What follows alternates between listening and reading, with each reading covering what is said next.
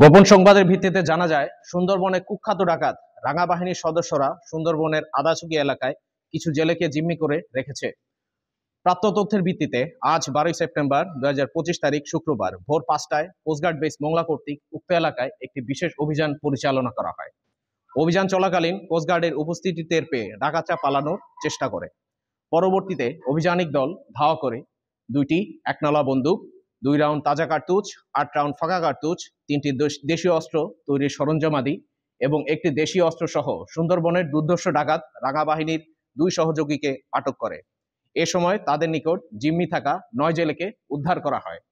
উদ্ধারকৃত জেলেরা জানান, গত 3 সেপ্টেম্বর 2025 তারিখ মাছ ও কাঁকড়া ধরার উদ্দেশ্যে সুন্দরবনে গমন করলে গতকাল রাতে রাঙা বাহিনীর তাদের আটক করে এবং মুক্তিপণ দাবি করে। উদ্ধারকৃত জেলেরা সকলেই খুলনা জেলার দাকব থানার বাসিন্দা। প্রাথমিক জিজ্ঞাসাবাদে জানা যায়, আটককৃত ডাকাত সহযোগী নাসির মোল্লা এবং মিন্টু সর্দার বাগেরহাট এবং খুলনা জেলার বাসিন্দা। তারা দীর্ঘদিন যাবৎ রাঙা বাহিনীর সঙ্গে ডাকাতি এবং ডাকাত দলকে অস্ত্র, গোলাবারুদ ও রসদ সরবরাহের মাধ্যমে সহযোগিতা করে আসছিল। উদ্ধারকৃত জেলে, আটককৃত ডাকাত ও জব্দকৃত আলামতের পরবর্তী আইনানুগ ব্যবস্থা গ্রহণের কার্যক্রম প্রক্রিয়াধীন রয়েছে।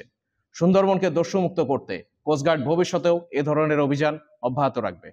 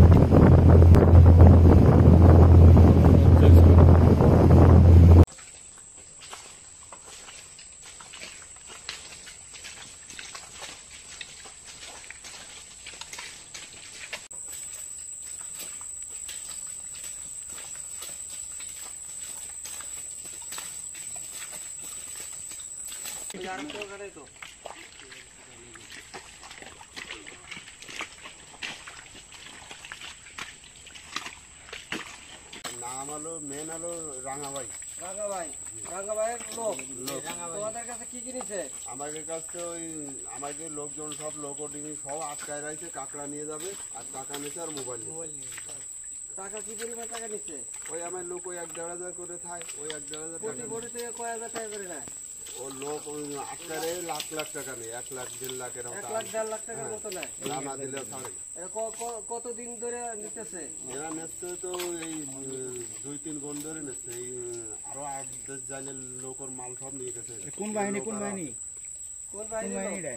এই রাঙা বাহিনীর লোক। রাঙা বাহিনী।